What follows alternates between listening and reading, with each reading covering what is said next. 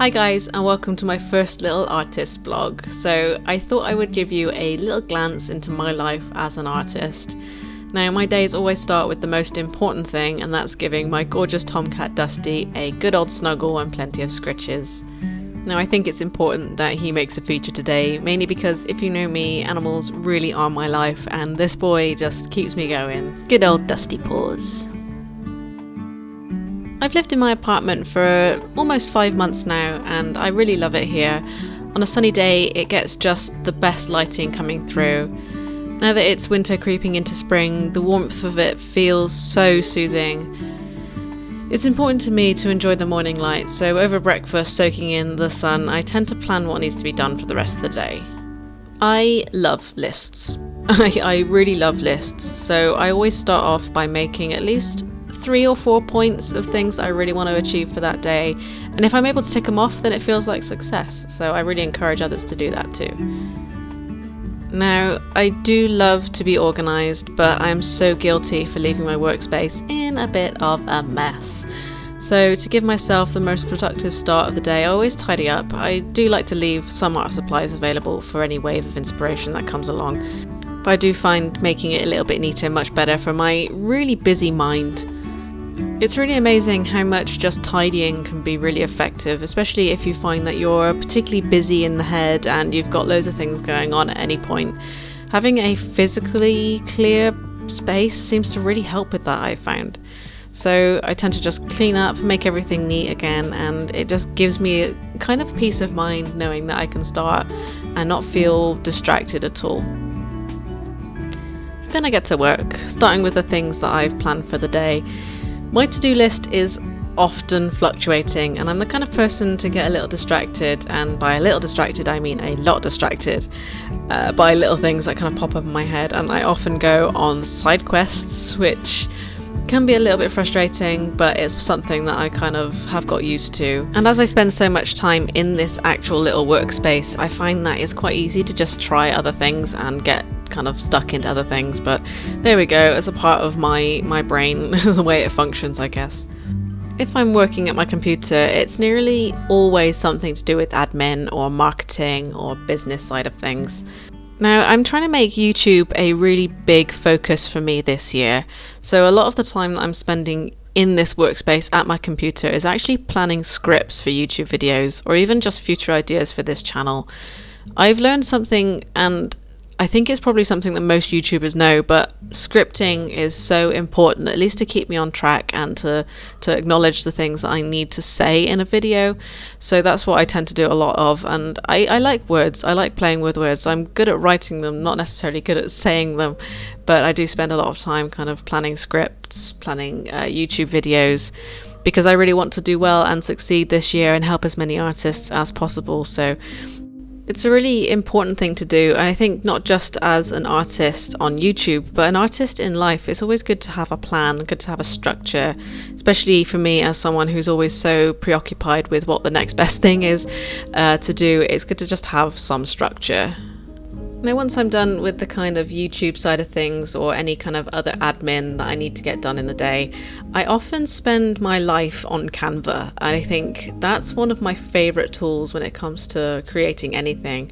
I use it to build free guides like my Artistic Breakthrough ebook, and even for my paid workbooks like my 30 Days to Find Your Art Style workbook that are all in the description. I use it for building ads like the ones I attach to Instagram posts or even share with my Facebook ad manager. To be honest with you, if you're looking forward to being a full-time artist, and I really do encourage it, I think it's a great lifestyle to lead, I want you to remember that a lot of the time is spent doing business things. If you're a full-time artist, content creator, YouTuber, all of that, you are a business owner, and there is a lot to learn, and that can be copywriting, marketing, communicating with clients, etc.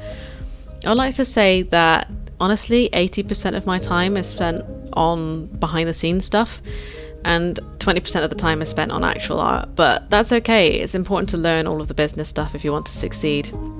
I would love to be able to create all day, but actually that sounds kind of exhausting. I do make sure to set some time aside every day to do art. I've got into a pretty good habit of it, and I always put on a podcast or something just to keep my brain occupied whilst I go about creating. Because I am an artist that has a lot of content in the public eye, I do tend to plan a lot of my art around making content. I don't actually encourage this necessarily, but the priority for me really is making things that I love, and whilst a lot of it turns into content, it's actually more about making art that I love that people will find and will love as well. So that's kind of what I would encourage other artists to do. Always make what you love first and foremost. I really do implore you, because that's the most important thing, really. If you're trying to build an audience and you are wondering how to go about it, honestly, the biggest and best advice that I have for you is to be absolutely true to yourself. Create content that you love, make art that you love, and honestly, your audience will find you. I wish I could tell you the secret to growing an audience, whether that's on Instagram or YouTube, but there really isn't one.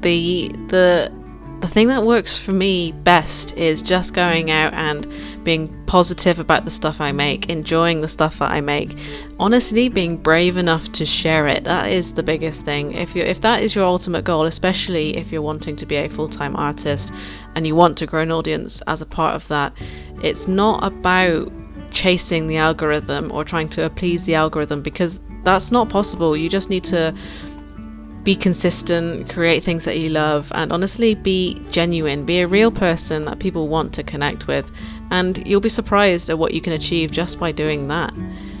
One of my goals as an artist is to always inspire and encourage other artists. I know artists like seeing inspirational process videos, so when I go about creating my art, I have that kind of in mind. So I always make sure to video sections of my art to use them as either reels or YouTube shorts.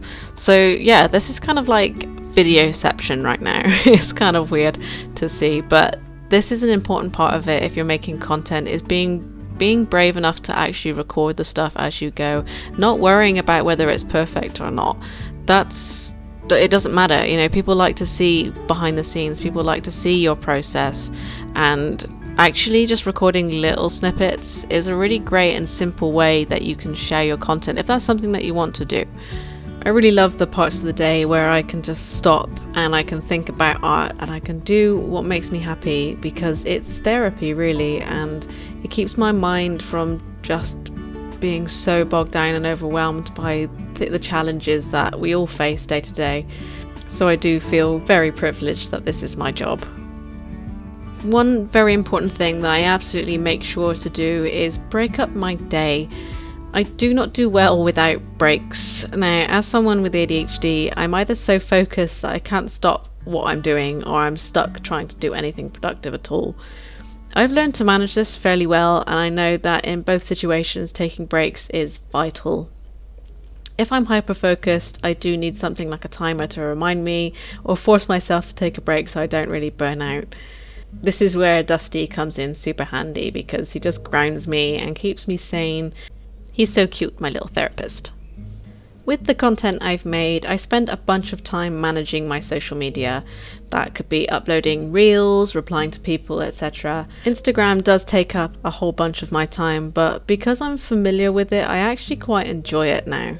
I have a bit of a structure for my Instagram uploads, you know, so I feel used to it, and I try not to let it overwhelm me, although I do get into the habit of scrolling a bit. So often this is my favorite thing to do, is just put my phone in a completely different room. It's amazing how much that keeps me level-headed, really. This was a pretty light day of work. I went on to obviously record this audio from my YouTube video and get everything edited as well. So those are the kind of things that I kind of got up to without filming it. Once I feel pretty successful with my day, I do give myself permission to relax. I think it's so important, especially if you're self-employed, that you give yourself time to take a break and recoup. You could spend every waking minute working if you wanted to, and I've done that and it sucks. So I tend to give myself some time during the day to just recoup and spend some time with the cat, read a book. And even on days where I haven't felt particularly successful, this time is probably the most important. It's so easy, and it really is so easy to get bogged down and overwhelmed by making art and taking it to the full-time business level that you want to. And even as a hobby artist, it can be exhausting just trying to work and create on repeat all day. I think my best advice for a new full-time artist is to really remember self-care and to actually put yourself at the top of any of your priority lists. To be honest, I still do this after a year and a half of being a full-time artist, so it never really goes away. Always make sure to look after yourself, take the time that you need as and when you need it, and remember to be kind and treat yourself the way that you would want to be treated. I do hope that this video has been insightful and maybe shown you a little bit of what it's like to be a full-time artist. It's not completely representative because there are days where I don't leave my computer. I'm spending so much time on marketing and admin stuff, or I spend lots of time on commissions and painting. But I mean, to be honest, I've only just started working again after emigrating to Germany, so things are pretty slow at the minute, which is fine. I'm taking it as it comes. If you have any questions, don't hesitate to drop a comment. I'd love it so much if you considered subscribing to this channel. It does mean a lot to me, and so much of my effort is going to making YouTube possible this year. It's always brilliant when you stop by, and as always guys, much love, and I'll see you in the next one. Bye guys.